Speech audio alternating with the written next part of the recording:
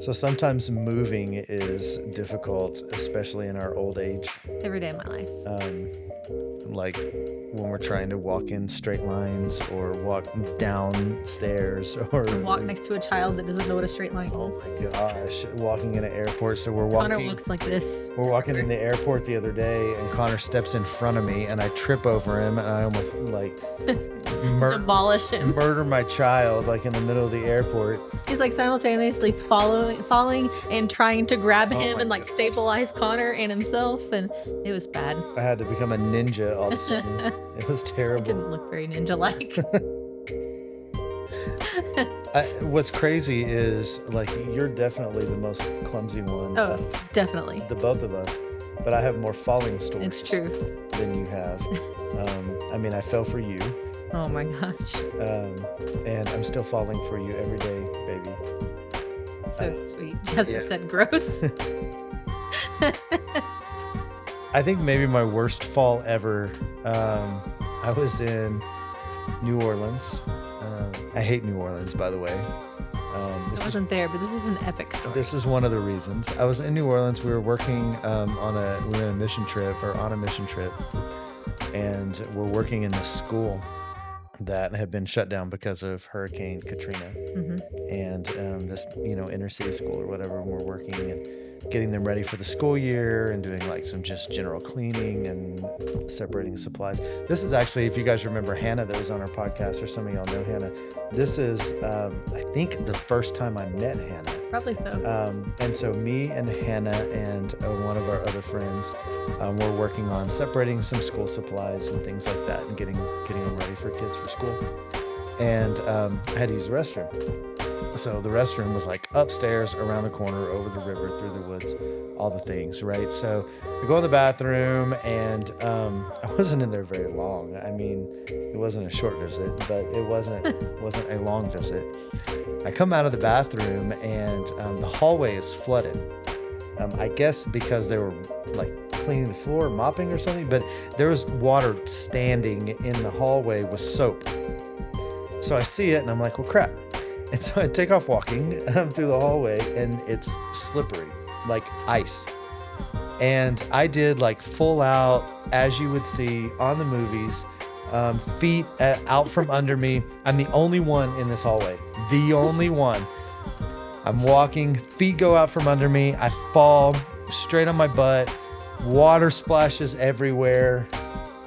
And what makes it worse is I tried to get up, and I couldn't get up because it was so slippery. So I try to stand up, and I'm like slipping again, like a movie. It's like or like a cartoon or something. Like, do you like that? You like that dance? That's nice. That's how it was. If you could see my legs, they're. Oh. And so then I finally stand up, and I fell again. Splashed water everywhere. I'm sopping wet. So I literally crawled from the center of the hallway in standing water over to the wall so that I could hold myself up, and I walked along the wall until I got to the stairs, and I could go down the stairs. So your butt was wet from falling on your back, and then you crawled on all fours, so the front was wet. My whole body was sopping wet. So I go downstairs, and Hannah and our friend Danica were there, and they look at me, and they just start dying laughing because I have this horrid look on my face. I'm dripping wet from water, and all I said was, I'm gonna go use the restroom. I'll be right back. That was a horrible experience for me. I'm thankful it was you and not me. Lots of stories on mission trips and things like that, and falling, and it's terrible. You have a bad string of luck with like wet floors and stuff. Didn't you fall in a McDonald's one time too? Oh my gosh. Mercedes was the only one that saw you. Mercedes was the only one to see that. Yeah. So Tiffany has bad balance. I have worse balance. Yeah. But you're more clumsy. I have bad things happen to me. I don't know what's up with that. But I think it's because I don't know. I may be clumsy, but I think I overcompensate because of that. maybe. You have bad balance, but you're not necessarily clumsy, so you just go for things. Yeah. Yeah, that's true. You just call me Miley Cyrus. Oh, let's not.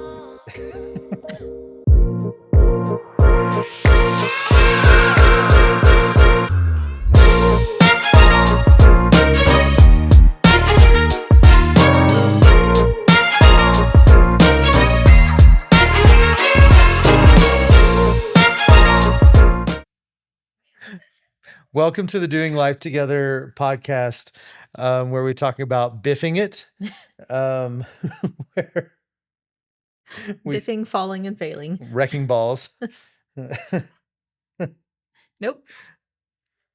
Do you remember? I can't hear that song or anything without thinking of that turkey. I came in like a butterball or whatever, That's good stuff right there. or like the fat dude that's on the wrecking ball. I came in like a butterball. You keep wanting to yawn. Am I I that? know. Am I that boring? I'm sorry, That's guys. terrible. I hope you guys aren't yawning like Tiffany is watching this episode. I'm a little sleepy today. My eyes are a little watery. My eyes, So- I don't even have problems with my eyes, and my eyes are like jacked to It's crap all the today. wind that we've been dealing Yeah. with. I don't know about everybody else. If you're in Carlsbad, you understand, but Yeah. the wind has been insane. So all Yeah. the dust and nastiness in the air. I'm not crying through this whole podcast. My eyes are just You watering. might be. Well, you never know. Yeah. I mean, we do cry in our podcast. You guys know that. So, It happens. guys, we started a new health challenge in Mhm. April, and I need to know how you're doing.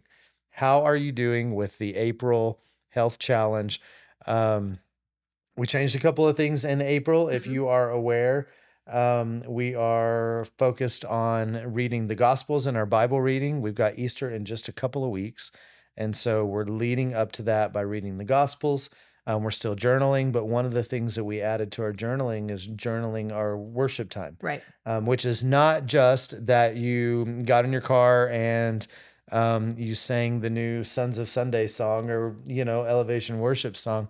But how did you express worship today? And maybe that was, through something creative that you did. Maybe you expressed worship in showing the heart of God to somebody else or in whatever way, but you're writing that down in your daily life, right? Right. You're including that in your journaling. So total health challenge.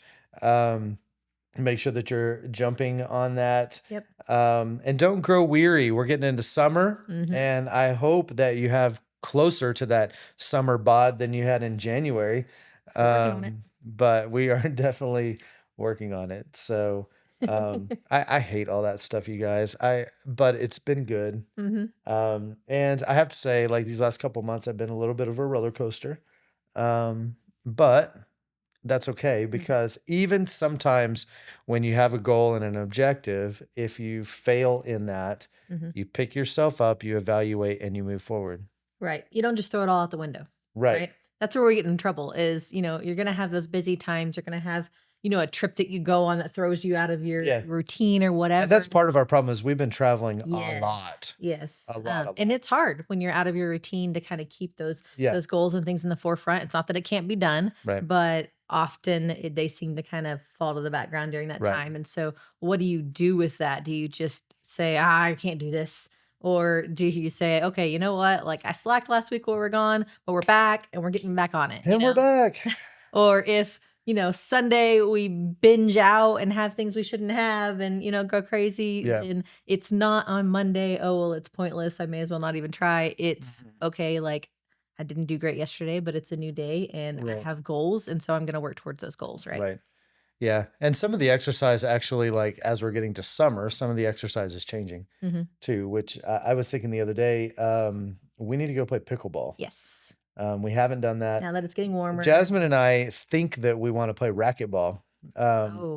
And I think I'm beyond racquetball age. yeah, well, I think I am too. And that's part of my problem. And I think Jasmine is too. So she said that I don't want her to beat me. If I remember right, about 15 years ago, we played in a racquetball tournament and I finished ahead of you. Oh. So we had an One epic match in the championship. Absolute epic. I smashed my face against the wall. Blood was flowing. See, that's the problem because all three of us are so dang competitive. Yeah. And we can't just go halfway. And That's I don't know true. about you, but my body doesn't go at that rate anymore. My mind does. And I think, oh, I'm going to take you down. And then I won't be able to walk for a week. So like, I have to be careful about what I choose to challenge because none of us know a slow pace. That's true. It's not like, oh, we're going to do this leisurely. Yeah. No, we're going to go for it. And I'm going to dive for the ball and then I'm going to regret it. Yeah. And like, Yeah. Let's start with pickleball, Jasmine. It's much tamer. Yeah. Yeah. You need to. It's fun. Pickleball's a lot of fun. Yeah. So yeah, we need to get out. We need to play pickleball. Do something fun for exercise We that you play actually racquetball. enjoy. I've been playing golf again. Golf is going to be a big part of this summer, I hope, Yep. for both of us. Yep. I'm thinking about that we need. Last year we took a golf trip, Mhm. and I surprised you with a golf trip. And new golf clubs. Yeah, and I think, and you have these Word of Life golf balls now I do. that you haven't used yet. You haven't had the opportunity to lose one. I have a new Yeah. golf towel. I have all kinds of like golf stuff that I got for Christmas. So here's the thing. Here's a little tip. If you suck at golf, I'm not saying. No, I am saying. I do the same thing. So on Vice Golf, we should be sponsored by Vice. Oh, okay. They can be our Vice. fist bump sponsor. Here we go.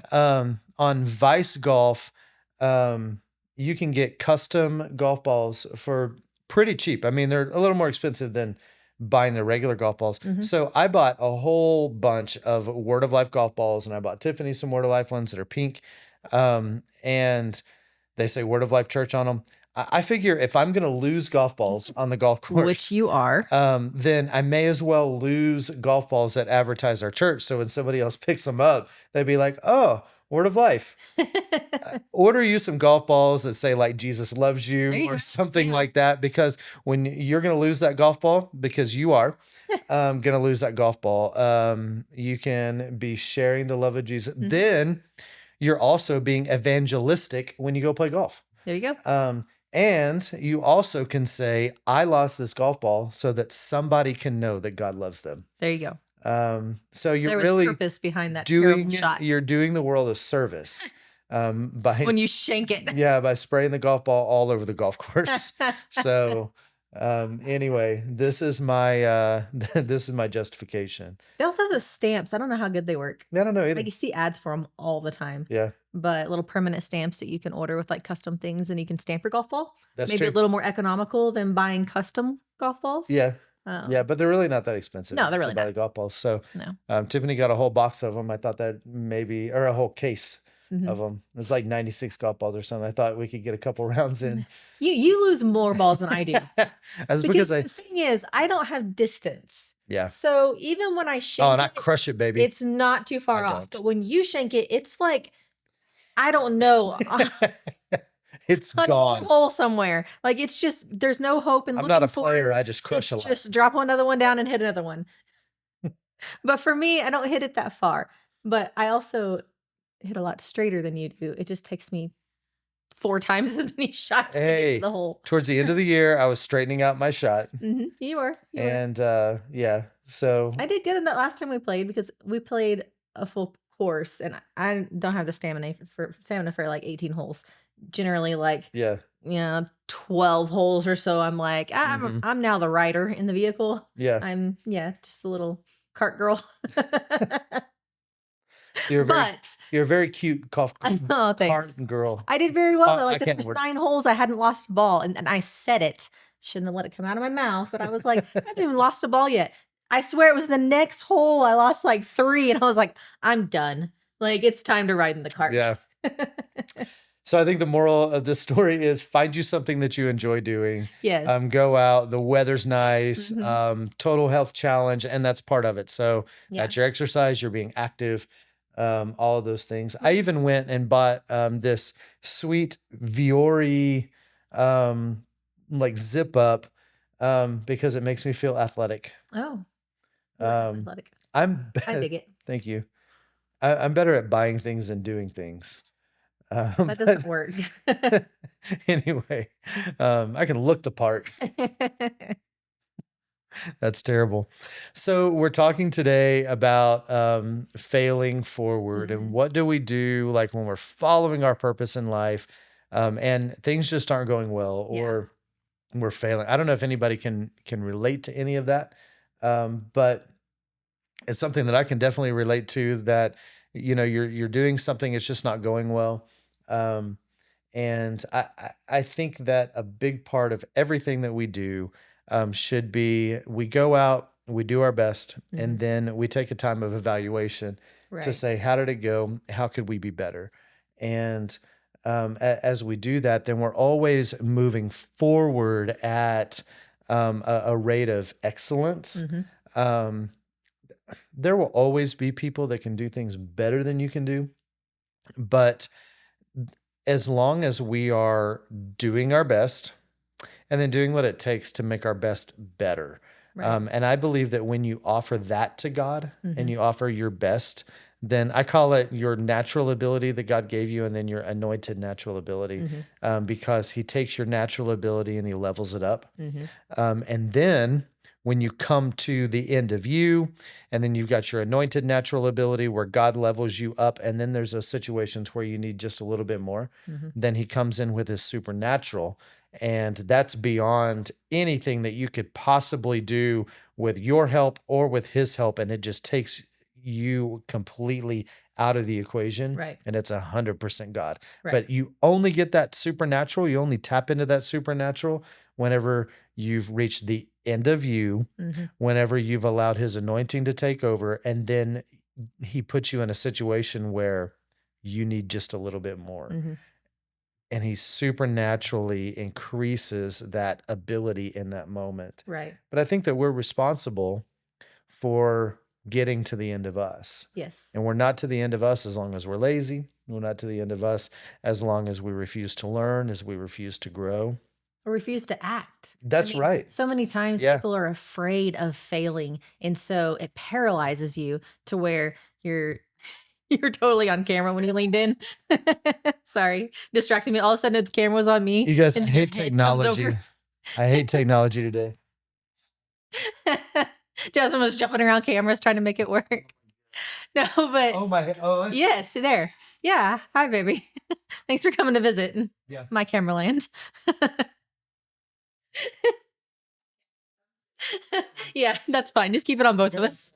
That's way less awkward. No, so as I was saying, people can become paralyzed with the fear of failure and you don't even try. And then God has nothing to increase. Like the point is that it's a supernatural increase, right? He's not taking you from the couch to supernaturally accomplish something like you've never even put an effort or thought into. Like he takes what he's given you to do and he uses your natural ability and then he gives supernatural increase when you come to the end of yourself. But if you refuse to do anything, he's not going to force you. Right. He's not going to pick you up off that couch and put you where he wants you to go. Sure. And so what are you going to do? Are you going to step out in faith? Because hopefully the goals and dreams that you have for your life are so much bigger than you can accomplish. Yep. That's the way it should be. And so when you look at those things, do you say, oh, I'm not enough? Or do you acknowledge that he's enough? Yeah. And so I'm going to be diligent to do everything that I can. And sometimes when you're giving everything you can, that means you're going to find some places where you're like, oh, I didn't do that right. Or I could have done that better. Or I could have done that with more excellence, you know? Right. And so are you constantly, evaluating and looking for ways that you can do the absolute best that you can with yourself? Sure. So that he can take you to where he needs to take you. Yeah. I think one of the things that is a big, like starting place or starting point, is many of us, we don't act at all, or we don't do anything beyond, where we're maybe at currently, because we don't have the confidence in and of ourselves. Maybe we don't even know where to start. I know that we've talked about that on other episodes, where we talk about, just put your hands to do something. I think one thing to look at is what's an injustice that you see, or where do you notice issues, problems in just society or whatever? And then where do I start? What can I do? Maybe that's volunteering in an organization, or maybe you don't even know. But one of the I guess tips that I can say as a pastor is, whether you go to my church or go to another church. One of our primary roles as pastor is to equip you to do what God's called you to do. So maybe you don't know where to start, go talk to your pastor, because your pastor has been supernaturally equipped to help you to do those things. And so I know that I've had people come to me. We just had an event that we call Shine Carlsbad. It's taken off of Night to Shine. Hmm. And I had somebody that had come to our church that came and had an idea of something that they had done in another city when they used to live there, and said, "Hey, there's this thing called Night to Shine. I think that we should do it in Carlsbad." Hmm. I didn't really understand it, to be honest. I didn't have like a super strong heart for it when it started. But that really was irrelevant, Right. because this is somebody that God put something on their heart. They didn't know how to do it, but I do. I'm equipped to do it. Hmm. So my job was to then facilitate, to equip them to do it. And it's turned out to be one of the best events that we Oh, do. it's amazing. And all of that was because somebody had a vision that they didn't know how to carry out. Hmm. So they came and they asked, and we said, sure, yeah, let's figure it out together. Because that's what we're called to do. Right. And I think having that open mind, like sometimes Shine, for example, Yeah. we had never even heard of it. Right. And so then when it was presented to us, it was like, oh, like that's a really cool idea. And now, like, it's something that I'm very passionate about. Yeah. But it's not that God spoke to me and said, you're going to do a prom for people with special needs Right. and, let them know that they're kings and queens because that's how God sees them and they're loved. That wasn't my vision that God brought to me, but I Mhm. was open Sure. as that idea was brought to us to say, oh, this is a really good idea. Like, be open to the sources that comes from. Now, of course, you take everything back to him and you follow his direction, Sure. because every idea presented to you is not a God idea. Right. But I think often we get too consumed with whose idea something was, Yeah. or, where it came from, when just be open to, Yeah. hey, God, is this you? Yeah. Is this something we should be pursuing? Right. Yeah, I mean, there are things that we can know. I hear people say all the time, "Was that God or was that me?" Is it something that is contrary to who you know God to be, Hmm. or is it something that bears witness with who you know God to be? Right. So, like in this case, is that God or is it me? Well, I don't know. I can't say that for you, but what Mhm. I can say is God has a heart for people, and this honors people. Mhm. So, in that sense, is it a bad thing? No.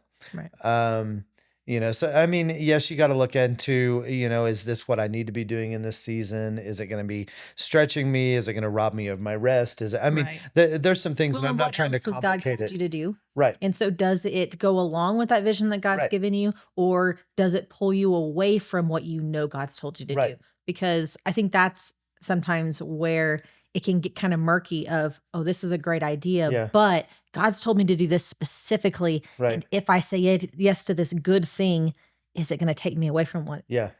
he's told me to do here? Or Mhm. does it come alongside it? Does it help each other? Does it, there's all kinds of different directions that can go. Yeah. But are you honoring what you know you're supposed to do? And if you don't know what you're supposed to do, then great. Start somewhere. Start exploring. Yeah. Yeah. Start doing something. Mhm. I think, going back to talking to your pastor and spiritual leader, Mhm. that's one of their jobs as well, is to protect the flock. And I've Mhm. talked about it on here, that one thing that I'm very passionate about is protecting the flock. Right. And so, there have been people that have come to me with ideas that it's not that I don't support the idea, but my question to them is, okay, you're doing X, Y, and Z Mhm. already. And so if you add this, what's that going to do to your responsibilities that you already have, to your Mhm. spouse, to your kids, to your job? What's that going to do to that, to your rest, to your personal well-being? And so let's explore this. So it's not that the answer is no, Right. but maybe the answer is wait. Maybe the answer is evaluate, because you've got three things on your plate now. You can't add a fourth. And so we've got to drop one of the things that you're doing. So Mhm. which one of those things is it time to drop? Right. Or is it time to hand off so that you can do something else? Everything's good. But that's again where a spiritual advisor, Mhm. where a pastor comes in, a pastor that's doing their job, Mhm. is to help you to evaluate those things, not to tell you what to do, Right. but to help you evaluate those things. One thing that comes to my mind is in James chapter 1, verse 13. I'm going to pull this close so I can actually read it. Um, we had too many notes today, and they're like little bitty on the screen, and As we talked about earlier, we're too old for this On my stuff. phone, so you can keep your iPad in So, front of you. no, we're good. I can keep it right here, I guess. But it says in James chapter 1, verse 2, my brother, and count it all joy when you fall into various trials, knowing that the testing of your faith produces patience, but let patience have its perfect work. I think that's really interesting. Let patience have its perfect work. It says that you may be perfect and complete, lacking nothing. But if any of you lacks wisdom, let him ask of God, who gives to all liberally and without reproach, and it will be given unto him. A lot of times when we look at that verse, when it's preached, it's talked about count it all joy when you fall into hard times, because hard times produce patience, and that even though I'm going through a struggle, um, I think more than that, this word, if you look it up in the original Greek text, the word really means count it all joy when you fall into a time of proving. Mm-hmm. So sometimes, and even there are translations of the Bible that translate that word temptation. Count it all joy when you fall into temptations. But not necessarily a temptation to do something that's wrong, Mm-hmm. but sometimes it's a temptation to move ahead in the plan. Yeah. Sometimes it's a temptation to take things into your own hands instead of allowing God to work his work.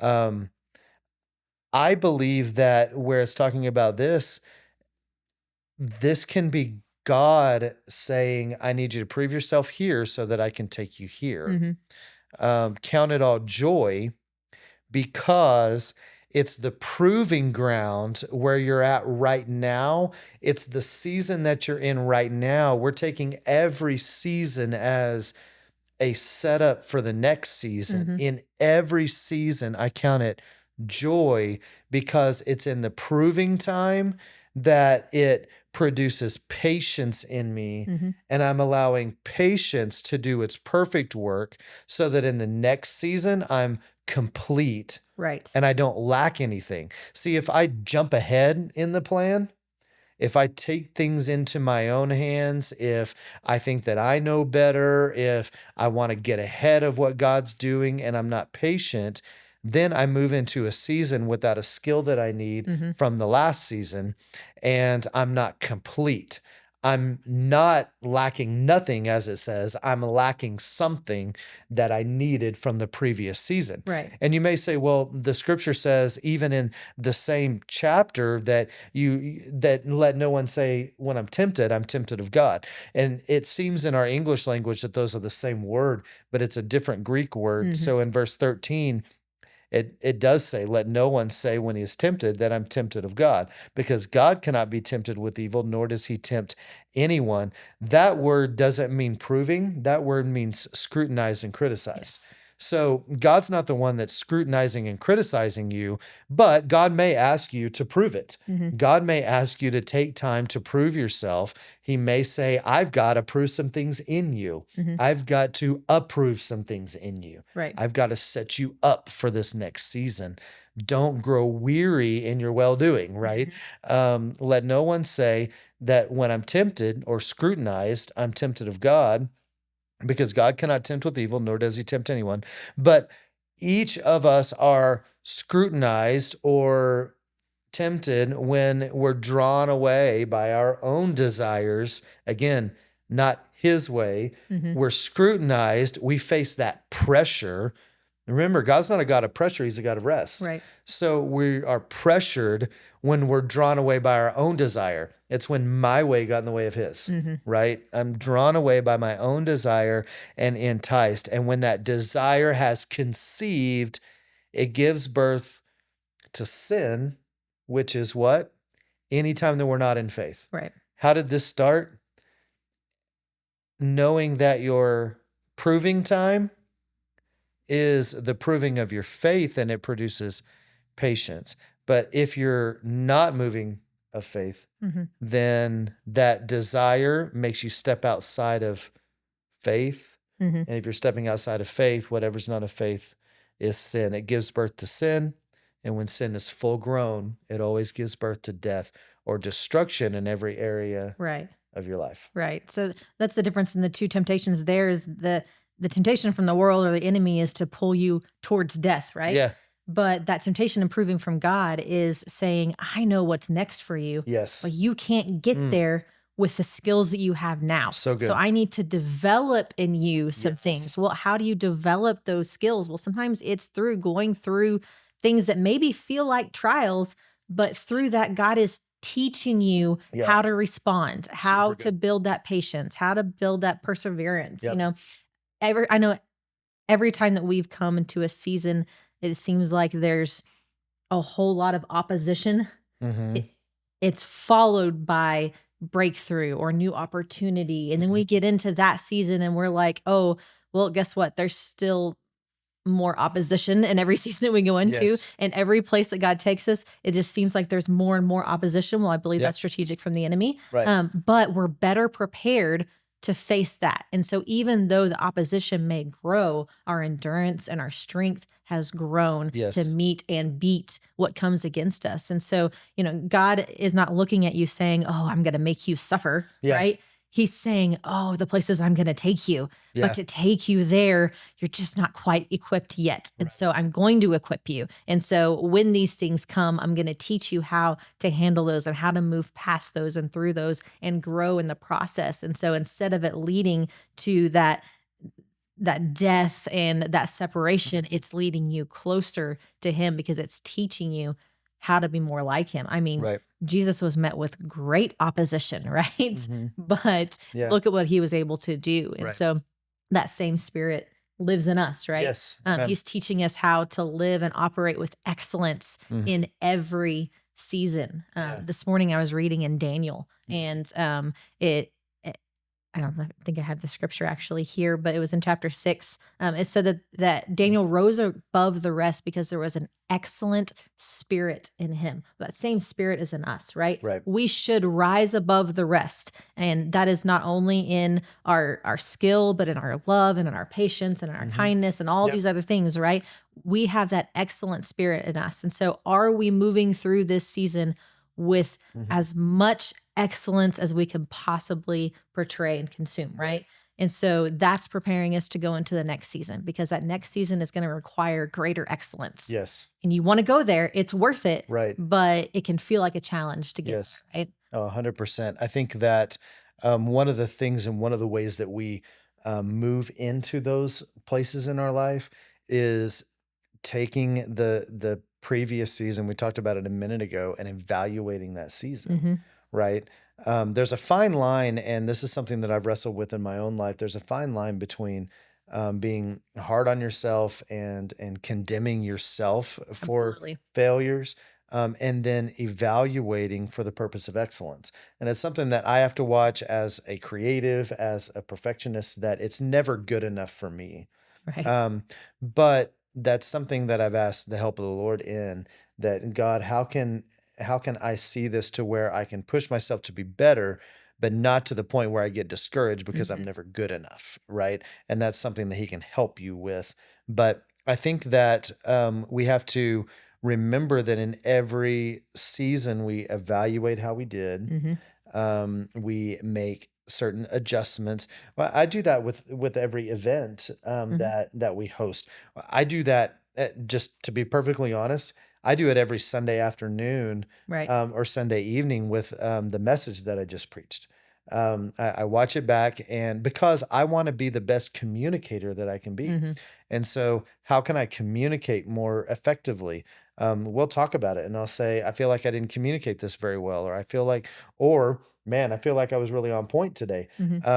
You can't always tell by what people tell you, because I think sometimes people are just trying to be nice to you, which I appreciate. I'm glad they didn't say, man, that was a really sucky You really message. dropped the ball today. That was a crappy message, Pastor. I appreciate you like bringing us a terrible word. Did you even read your Bible this week? But no, I appreciate people and I appreciate their encouragement. But I'll listen back to it and I'll think, you know what, I could have communicated that better, Mhm. or I got on a little rabbit trail here, and so how do I hone that in?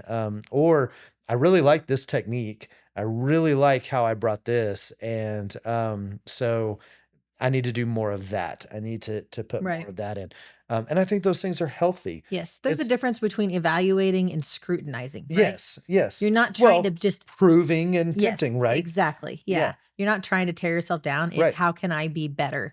And so, like you said, there's a fine line there. Yeah, And I think you definitely need Holy Spirit's guidance in that because we can be overly critical of yeah, ourselves and just tear ourselves down. Or we can look at it and say, I know I can be better. Now, I can acknowledge that, first of all, that word was from God. It wasn't from me anyway. right, And so, did right. I do the best that I could to communicate what God has given me to share? Mhm. And, I believe you did your best in the moment. That doesn't mean you can't do even better next time. Correct.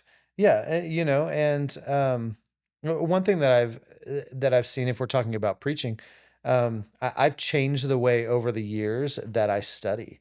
I've Mhm. changed the way that I prepare. It's not that I didn't study before, but in the 20 plus years that I've done ministry and I've been preaching the word of God, I've changed the way that I study so that I can be a more effective communicator. And I'm a better communicator today than I was 20 years ago, than I was Mhm. 5 years ago. And I hope that in the next 5 years, 10 years, I'm a better communicator than I am now. Um, but God still did amazing things 20 years ago Mhm. because He, again, takes your best, anoints your best, and then throws in supernatural to go the places that Right. you couldn't even go as long as you were involved at all. Mhm. He just takes you to those places. But we're responsible to do the things that we know. Yes. In Revelation chapter 3, verse 18, um, he says, I counsel you to buy gold from me that's refined in the fire. Mhm. And what they were saying is, you here are saying, I'm content, I'm well, I've got things taken care of, I'm okay. I can live like this. But he says, I don't want you to be that way. I'm happy that you're content, but I want you to buy gold from me that's refined in the fire. So you have gold, but your gold has impurities in it. Mhm. Your gold is not the best it can be. Now, it was good for a season, Mhm.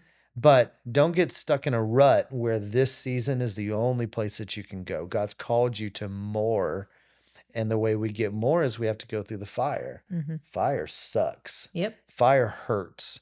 But when we go through the fire, then it burns up all of the impurities and makes them rise to the top. And then we have a choice, right? You just went through the fire. It's revealed some things in you, some attitudes in you. God just revealed, this is horrible. I haven't even told you this, I don't think. Um, I was praying the other day. Sometimes you pray something and then you're like, why the heck did I pray that? Because I do not like the answer. Um, I was just I was praying really what, and we have it on here. I was praying what David prayed, God, search me and know my heart. Mhm. And if you find anything offensive in me, then it says, see, David said, see if there is any offensive way in me and lead me in the way of everlasting life. Psalm 139, 23 and 24. Mhm. And that was really the heart of the sentiment of my prayer is, God, you know my heart, but if there's anything in me that needs to change, and there's a certain situation that I won't go into that I've been dealing with, and I've been pretty frustrated about it. And I don't know if you guys can tell this by the podcast. Some people who know me well can know that I'm stubborn at times. Oh, really? Yeah, Shocker. I can be really stubborn. And Jasmine had no idea either. so, excuse me. So God brought that. God, God, God, Goodness. God brought that to my. I can't even say it. I can't even get this out, guys. God brought this to my attention. This certain situation that I've been dealing with for quite a while, and He said, "You just need to humble yourself." Well, if I humble myself in this situation, that to me that means I lost. And I'm not going to lose because I'm not a loser. I'm a winner. I mean, just like when I play Jasmine at racquetball, like Oh. I win. So, the whenever I heard that you just need to humble yourself, I thought immediately, I'm a pretty humble person. I think I'm a pretty humble person. And I really wasn't saying that out of like I'm really proud of my humility. That's not what I felt like I meant by it, Uh-huh. but that's what God said to me. Is he said you become prideful in your humility and you can't see the Ouch. areas that you're prideful because you think you're humble. Mm, I was like, well, that sucks. that hurts. Um, so what did I do? I humbled myself. I was obedient. Mhm. Really, I didn't humble myself. God humbled me.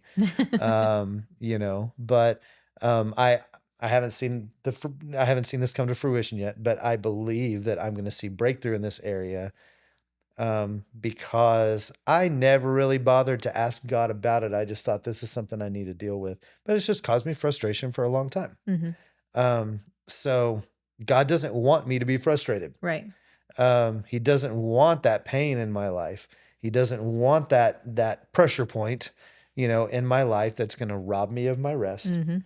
And so what do I do about it? Well, when I evaluate, maybe I need to change an attitude instead of being such a butthead. So okay, maybe I'll do that, right? Yeah, that's good.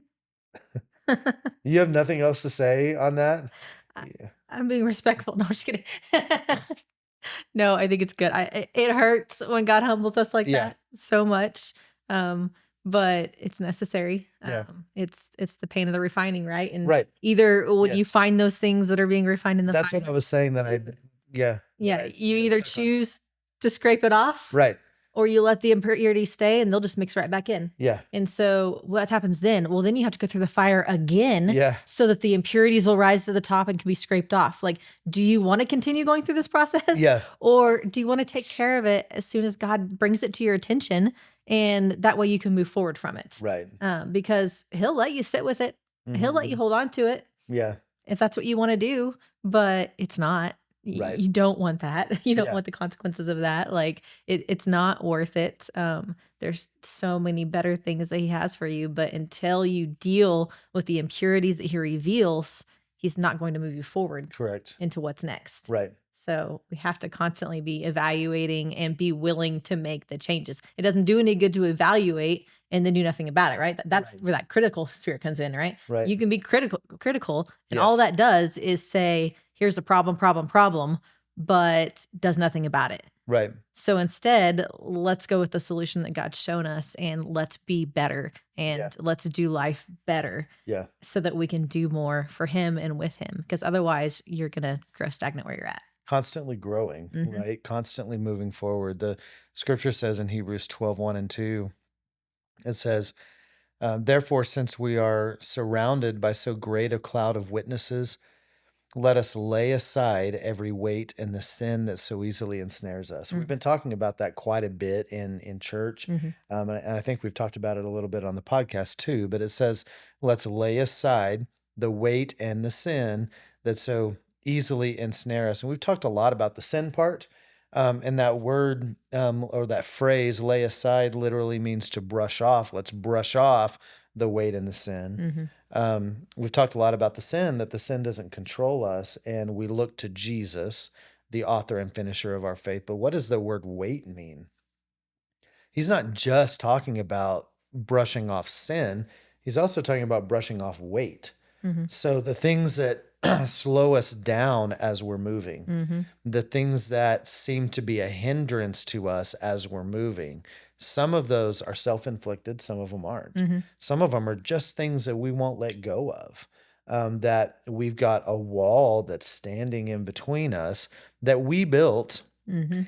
And every time that we run, it slows us down because we've got to pull a Kool-Aid man and try to break through that wall, right? Let's I just got a visual of the Kool-Aid man with like your head on top. Like, I have don't you know. seen You haven't seen it. I started watching it when I was, I don't know, on one of these trips that I went on without you. There's a new show on Apple TV Plus called Studio, I think it's what it's called. Hmm. And it's this movie studio that is making a movie about the Kool-Aid Man. Oh, so that's why it was fresh on It's your very brain. fresh in my mind. It's a really good show. I don't know that I can endorse it. It's a little bad at times. It has Seth Rogen in it, Oh, but it's really good. It's really funny because they're a studio that's known for like making these very like art movies and like Oscar worthy. So their studio CEO.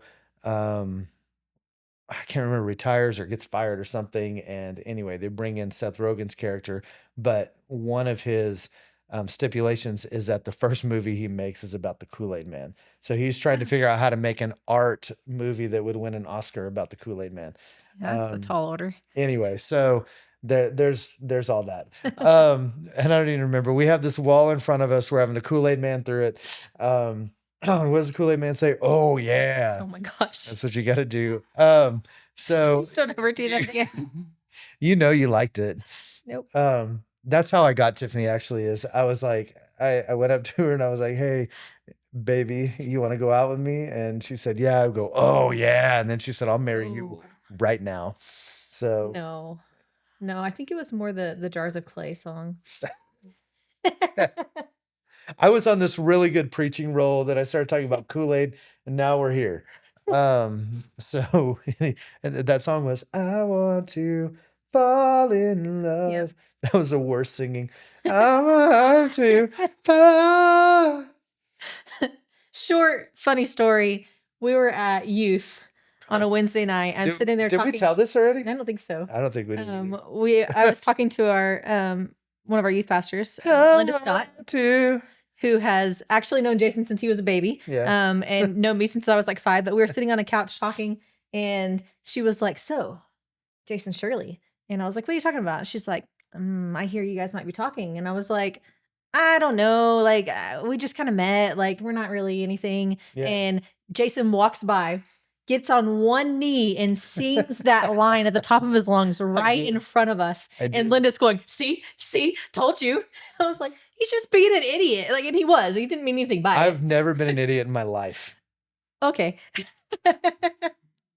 Anyway, fun story. So we lay aside the sin. Back from the rabbit trail. We lay aside the sin and the weight that so easily ensnares us. And it says we run with endurance. And where it says endurance, I think that leads us to believe that when we're on this road, that there are a lot of times that we could give up. Mm-hmm. I have a friend, shout out to Dylan Barrera. He would say that running is the most mental sport. Oh my gosh. Now, I would argue that running is not the most mental sport, but it does take a strong mentality to distance run because you have to run with endurance. Right. And it's hard to not give up. Mm-hmm. Well, and there's only one way to get better, and that's to build your endurance, right? Right. It grows. That's good. It's not I thought about that. Yeah, you don't just suddenly go and run a marathon. And so Right. if you're going to run with endurance, that means you've ran before and that you continue to run. Right. There's no stopping place. It's Yeah. no, I'm going to continue on this even when it gets hard because it's going to get hard. Then I'm going to get that second wind. Right. And then I'm going to face another challenge. I'm going to face something else. But your endurance grows the more you run, the more you participate, the more you overcome. Yep. And you do that by looking to Jesus, the author and finisher of our faith, the one who began it and the one who will end it, the Alpha, the Omega, the author and finisher of our faith. We look to him intently. Don't focus on anything else. Yeah. Because if you focus on how tired you are, if you focus how much the proving ground sucks, if you focus on how much the fire hurts, if you focus on the fact that you tried it before and you failed, then that becomes weight that's on you that stops you from overcoming. But dig deep, find that Kool-Aid man on the inside of you and bust through that wall and say, oh yeah. Oh no. And Jasmine, you're right. Oh no. Fist bump to the oh yeah. Oh no. Fist bump to endurance. So good. So good. Does that wrap up our thoughts? I We think so. digress today. April Health Challenge is going on. Guys, we have one more episode in crazy. season 1. I've been getting so confused. I was earlier in the season, I was like, we have 12 episodes, but it's not, it was 15. And then on episode 13, I was like, welcome to episode 12. I just had like this 12 in my head. It's been a good ride. We had one episode that I just noticed the other day. We had the volume on the music way too high. You couldn't hear the stories that we were telling at the beginning. I don't know. Thank you We're a work in progress. for the 5 million people around the world, Yes. ding, ding, ding, ding, that have jumped on and watched us. No, but I can't get too sentimental yet. We still have one episode. That's right. Next week, we tell the kickball story The kickball story. in all its glory. I don't know if you're ready for this. You're not ready for this jelly. I knew you were going to say that. I knew. Yeah. I almost said it with you. Body's too bootylicious for. Okay, we didn't have to get that far. Yes, we did. We absolutely did. Next week is the kickball story. Next week, we're going to talk about resurrection. It's going to be Easter week, Holy Week. That's good. And so we're going to talk about resurrection, something that means a lot to me and us in our life. So it's going to be super good. You guys, thanks for doing life with us. We love you very much. We'll see you next week.